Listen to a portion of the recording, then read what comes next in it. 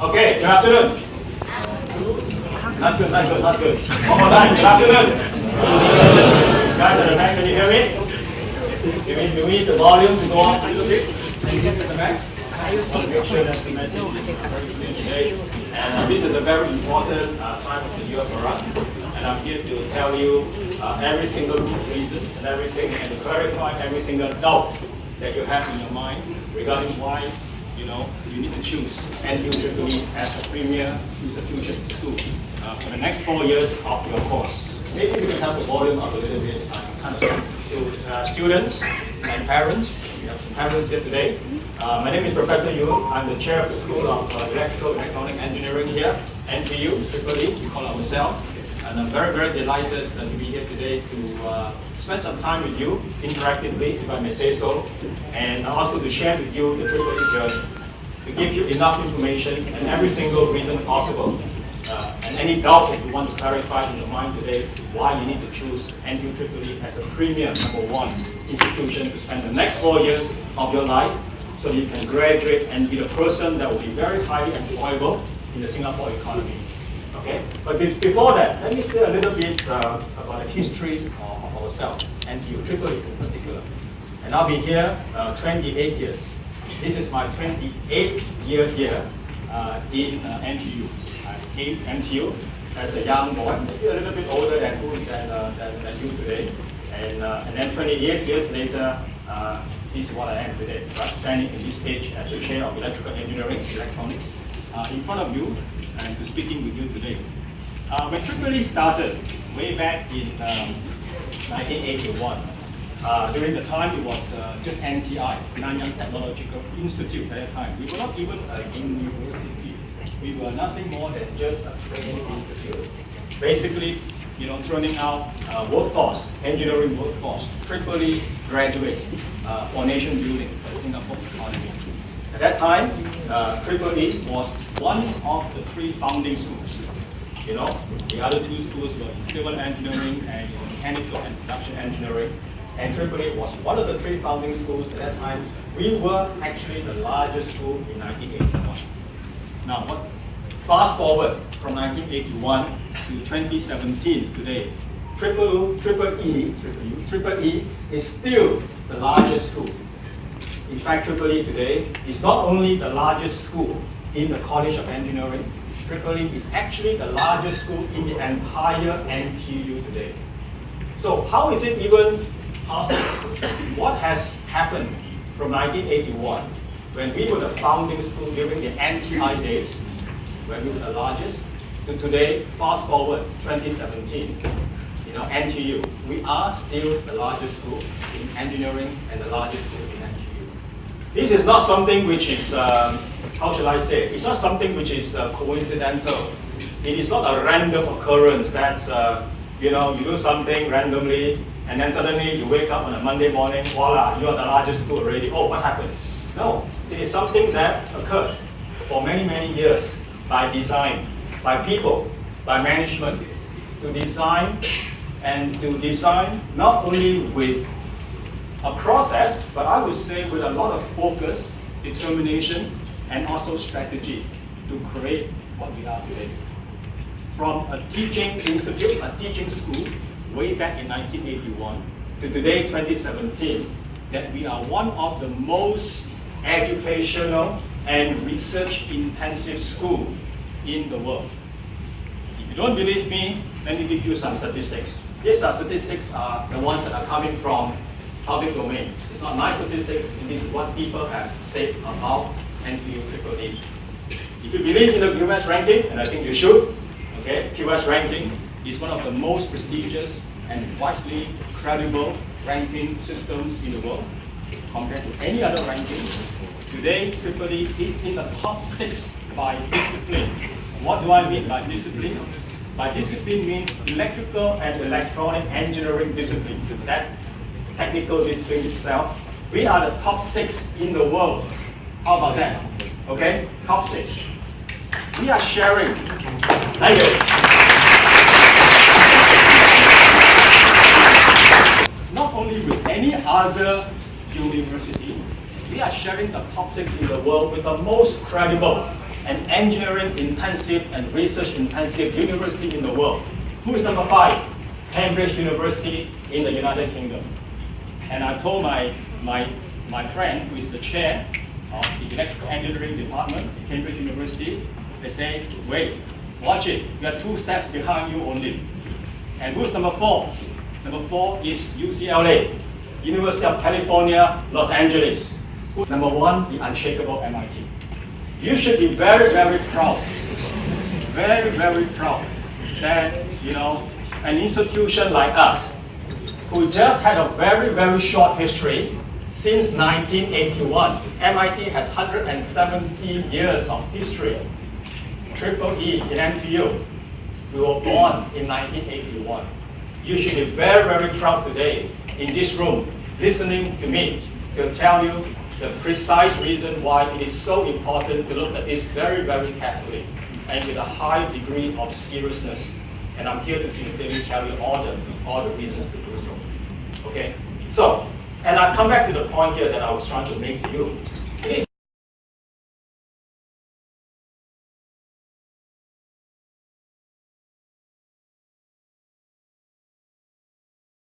That has not benefited from advances in electrical and electronic engineering? Ask yourself this question. Very simple question, but very important. Isn't the world a safer place because of advances in electrical, electronic engineering? You go to the airport, you want to catch terrorists, you want to make sure that the guy with the SARS disease doesn't enter your country. What do they use? Imaging, cameras, sensors, radar to detect all kinds of things, sensors to detect explosives. Where did all this come from? These come precisely from advances and innovation in electrical and electronic engineering. Tell me any business that has not benefited from advances in EEE. Tell me that your life is not better because of advances in electrical and electronic engineering. It's not true. EEE, electrical and electronic engineering as a discipline, started the entire digital revolution. There is no doubt about it. And this is one thing that I think people, young people today, unfortunately, actually forgotten how electrical and electronic engineering as a fundamental discipline has actually changed the way we live, work, and play. Let me give you a very, very short digression. What do I mean by this? Apple didn't invent the smartphone. Samsung didn't invent the smartphone. You trace it all the way back to 1947. Why is this date, the 16th of December, 1947, remember this thing, you can Google this, so important in the calendar of electrical and electronic engineering, EEE. This was the day that 3 very, very smart people invented a very important device that have changed the way we live, work, and play. And that device is called the transistor that replaces the vacuum tube. Remember the day when you have to turn, maybe your parents or your grandmother, turn on that old black and white television set, and how long do you have to wait for that picture to slowly appear on the screen? And every time you turn off that TV set, you hear the sound. Transistor have changed the way we live, work, and play. That 3 person who has invented that so important device, very, very tiny little device, are John Gardine, Walter Brattain, and then the 3rd guy is called William Shockley. Okay? But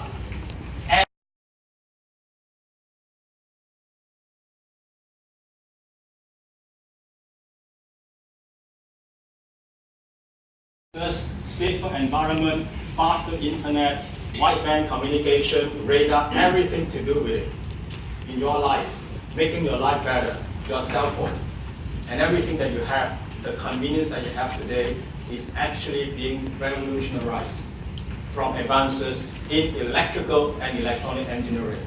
And this is something that young people sometimes forget. I'm here today, a small digression to bring you back this very important awareness.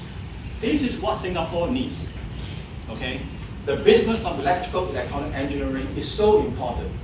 I have students and parents coming to me from time to time as I do my outreach. They say, Professor Yun, tell me after I graduate, Okay, where do I look for an electrical and electronic company? I'm like, that's a nice, interesting question. Do I go and look for a company with a company name that has got the word electrical and electronics in it? No. Technically speaking, there is no such company called an electrical and electronic company. Okay? Fundamentally, what is important for you to understand is actually the skill set, the diverse skill set that all of you will be learning that will make it such a unique brand, such a unique skill set for you in order to make you very successful and diversified in the job market that will allow you to be able to employ in all different kinds of industry that will use electronics. Tell me any industry that will not use electronics, it doesn't exist, right? So this is an important message that I want to share with you today. We don't just come here to tell you how important EEE is. Some of you may already have known that. We actually walk the talk. What is unique about NPU EEE curriculum? A lot of people will come in and say that, all right, mine is unique too. Mine is totally unique, all right? You can talk what you want, but what is so unique? And I'm here to give you information about this.